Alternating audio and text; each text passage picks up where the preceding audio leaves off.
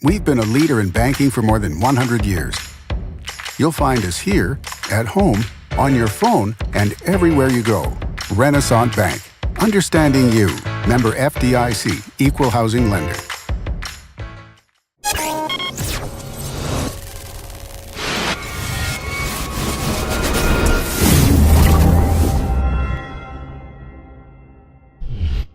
Sponsored by Renaissance Bank. Good morning and welcome to Daily Journal Newsbreak for Tuesday, November 14th. I'm your host, Chris Kiefer, and we're going to take a look at the top news and sports stories from Northeast Mississippi. But first, let's start with today's weather forecast.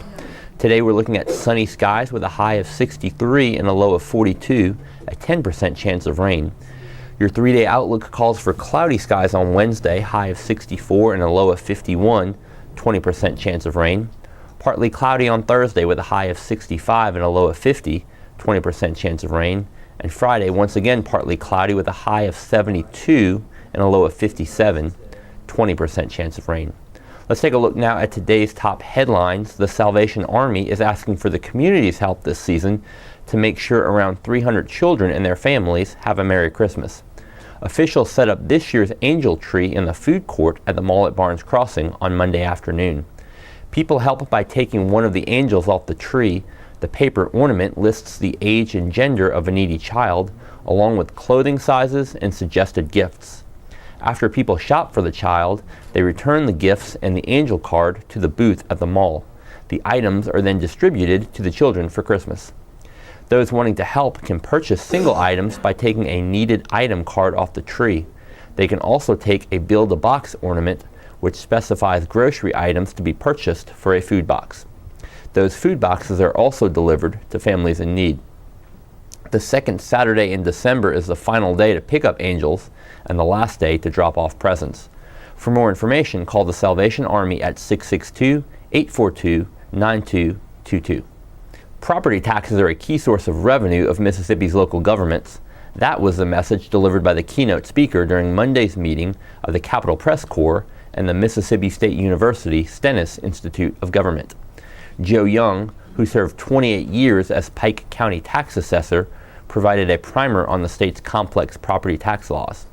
Young explained that, on average, county residents in Mississippi pay 43% of their property taxes to support their local school district and another 3% to help fund their local community college. Meanwhile, 32% of property tax revenue is used for the general operation of the county, and 11% is spent on road construction and other maintenance. Young said a significant amount of the property taxes paid by municipal residents also goes to the local school district. In Mississippi, the disabled and people over the age of 65 do not pay property taxes on the first $75,000 of the true value of their home. Young said that is becoming more of an issue in many small towns and rural parts of the state as the age of homeowners is rising. That leaves fewer people to pay the taxes to fund local governments. First grade students at Joyner Elementary School spent Monday morning playing games. They were also being exposed to the fundamentals of computer coding. Northeast Mississippi Community College students visited the elementary school on Monday to work with the first grade students.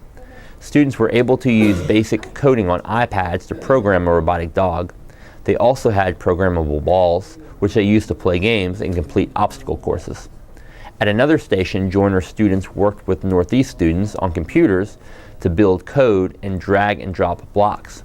That showed the first graders how each piece of code adds up to perform an action.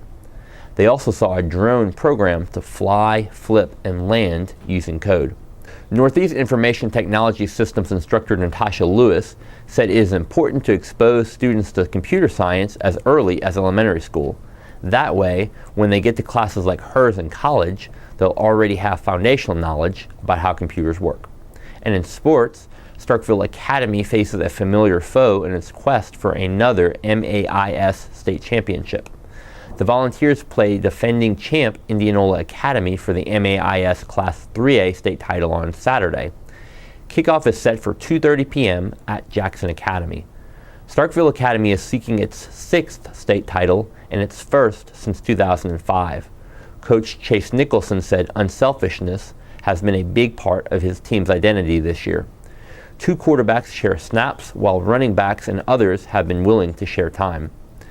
Indianola Academy holds the state's second longest active winning streak at 27 games. That includes a 35-21 win over Starkville Academy on September 1st. It marks the only loss of the season for the Volunteers.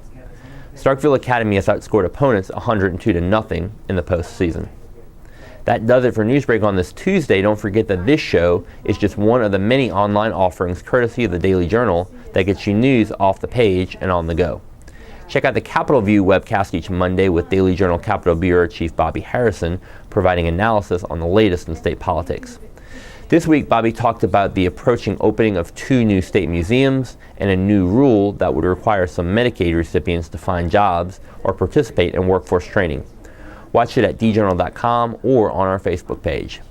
Each story discussed on Newsbreak can be found in your Daily Journal or online at djournal.com, where you can also find a new episode of Newsbreak each weekday morning at 7 a.m. Thanks for joining us. I'm Chris Kiefer. Have a great Tuesday.